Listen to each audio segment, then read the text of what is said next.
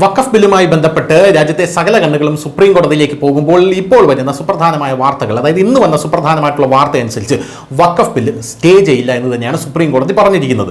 ആ വഖഫ് ബില്ല് യാതൊരു കാരണവശാലും സ്റ്റേ ചെയ്യില്ല എന്നുള്ളതാണ് നമുക്ക് മനസ്സിലാക്കാൻ സാധിക്കുന്നത്. അങ്ങനെ വഖഫ് ബില്ല് സ്റ്റേ ചെയ്യാനുള്ള അധികാരം സുപ്രീം കോടതിക്ക് ഇല്ല എന്നുള്ളതും നമ്മൾ മനസ്സിലാക്കി എടുക്കണം.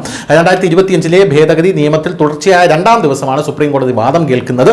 ഈ വിഷയത്തിൽ സുപ്രീം കോടതി ഇന്ന് ഉത്തരവ് പുറപ്പെടുവിക്കേണ്ടതായിരുന്നു. എന്നാൽ സുപ്രീം കോടതി ഉന്നയിച്ച ചോദ്യങ്ങൾക്ക് മറുപടി നൽകാൻ കേന്ദ്ര സർക്കാർ 7 ദിവസത്തെ സമയമാണ് തേടിയിരിക്കുന്നത്. ബുധനാഴ്ച സുപ്രീം കോടതി വഖഫ് ഭേദഗതി നിയമം ഏകദേശം 70 മിനിറ്റാണ് വാദം കേട്ടത്. ആ സമയത്ത് ഈ നിയമത്തിലെ വിവാദ ഭാഗങ്ങൾ എന്ന് വിളിക്കപ്പെടുന്നവ നടപ്പിലാക്കുന്നത് സ്റ്റേ ചെയ്തേക്കും എന്ന് കോടതി സൂചിപ്പിക്കുന്നുണ്ട്. എന്നാൽ അങ്ങനെ സ്റ്റേ ചെയ്യില്ല എന്ന് തന്നെയാണ് കേന്ദ്ര സർക്കാർ ഇപ്പോൾ വിചാരിക്കുന്നത്.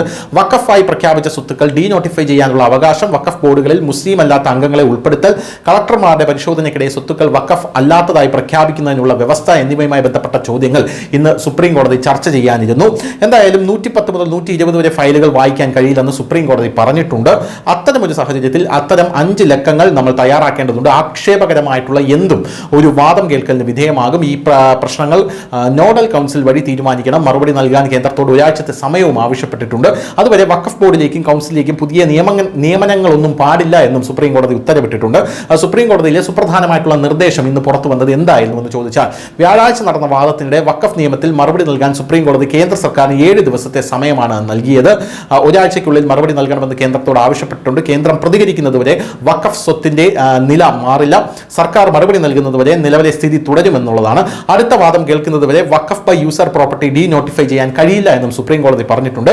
കേന്ദ്രത്തിൽ നിന്ന് വലിയൊരു ഉറപ്പ് സുപ്രീം കോടതിയിൽ ലഭിച്ചിട്ടുണ്ട്. വഖഫ് ബില്ലുമായി ബന്ധപ്പെട്ട കേസ് സുപ്രീം കോടതിയിൽ നിലനിൽക്കുന്നിടത്തോളം കാലം കേന്ദ്ര വഖഫ് കൗൺസിലിലെയോ സംസ്ഥാന വഖഫ് ബോർഡിലെയോ പുതിയ നിയമനങ്ങൾ നടത്തില്ലെന്നാണ് കേന്ദ്ര സർക്കാരിന് വേണ്ടി സോളിസിറ്റർ ജനറൽ സുപ്രീം കോടതിയിൽ ഉറപ്പ് നൽകിയത് എന്നുള്ളതാണ് ഇന്ന് നമുക്ക് കാണാൻ സാധിച്ചത്. വഖഫ് ബില്ല് സ്റ്റേ ചെയ്യുന്നതിനെക്കുറിച്ച് ചീഫ് ജസ്റ്റിസിന്റെ വലിയ പ്രസ്താവനയും വന്നിട്ടുണ്ട്.